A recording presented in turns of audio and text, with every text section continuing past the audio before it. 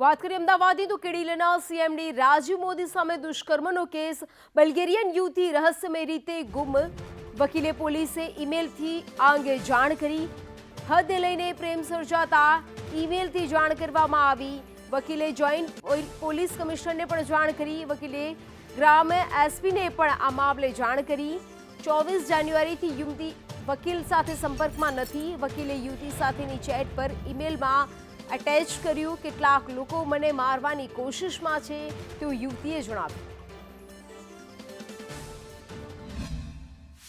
હાઈકોર્ટની અંદર પીડિતાનું નિવેદન લેવાયું ને ત્યારબાદ ત્યાં પીડિતા ગાયબ થઈ છે. કેટલા દિવસથી સંપર્કમાં નથી. શું તેને શોધવાના પ્રયત્નો થયા છે કે કેમ? આપણે સૌથી પહેલાં હું બતાવીશ કે નિવેદન નીચે મેજિસ્ટ્રેટ સમક્ષ લેવાય. તો જે લેડી મેજિસ્ટ્રેટ હતી એમની સામે 164નું નિવેદન લેવાયું છે, બરાબર. અને નિવેદન લેવાયા પછી જે બી મેડિકલ પ્રોસિજર હતું એ બધું કર્યું, પંચનામા સ્થળનું થયું, એ બધું કમ્પ્લીટ થઈ ગયું. અને પછી હવે મેં એમને એફિડેવિટ માટે હાઈકોર્ટમાં બોલાવ્યું. તો એફિડેવિટ મને કરીને આપીને ગઈ છે, કેમ કે એમને એ ગ્રીવ્યાન્સ હતું કે આપણે સીબીઆઈ ઇન્વેસ્ટિગેશન આપી નથી. તો એના માટે ઓલરેડી અમે 17 તારીખથી 23 તારીખની વચ્ચે અમે હાઈકોર્ટમાં મેં એમને બોલાવીને એફિડેવિટ કરાવડાવી હતી કે પણ they try to kill me yesterday, કે મને કાલે એમને મારવાની કોશિશ કરી. તો પછી being an advocate as a next cum friend મેં એમને પૂછ્યું કે શું થયું, કંઈ થયું, કોઈ તારા રૂમમાં એન્ટર થયો?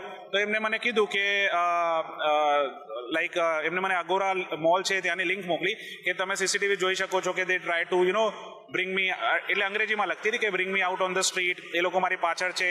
એવરી કોપ એટલે પોલીસ, એવરી જે આપણે કહીએ કેબ ડ્રાઈવર, અને કેબ ડ્રાઈવર કોઈની જોડે વાત કરતો હતો તો કેબ ડ્રાઈવરના મોબાઈલમાં મહારાષ્ટ્ર પોલીસ કરીને કંઈ લખ્યું હતું. તો એવી બધી ચર્ચાઓ મારી જોડે થઈ. તો મેં કીધું કંઈ થયું હોય. બટ અમે લોકો જે લાસ્ટ લોકેશન એક લિંક એમને મને અગોરા મોલની આપી હતી, ત્યાં મારે જવાનું બાકી છે. બીજી જે મારી જોડે માહિતી હતી કે જે હોટલમાં રહેતી હતી અને સાઉથ બોપલમાં જે એક રશિયન ફ્રેન્ડ જોડે રહેતી હતી. તો અમારી જોડે એક્ઝેક્ટ એડ્રેસ તો નહોતું, પણ જ્યારે બી એ કેબ બુક કરીને હાઈકોર્ટ આવતી હતી તો અમે અને એમના બધા ફ્રેન્ડો જે અમારી જોડે હતા, મારી જોડે બીજા બી એડવોકેટ્સ મારા ફ્રેન્ડ હતા, તો અમે લોકો ત્યાં જઈને પોલીસને બોલાવીને 100 નંબર ડાયલ કરીને અમે પોલીસને લઈને ત્યાં જે બે સોસાયટીનું જે લોકેશન અમને અમારી જોડે હતું અમે સર્ચ કરવાનું ટ્રાય કર્યું.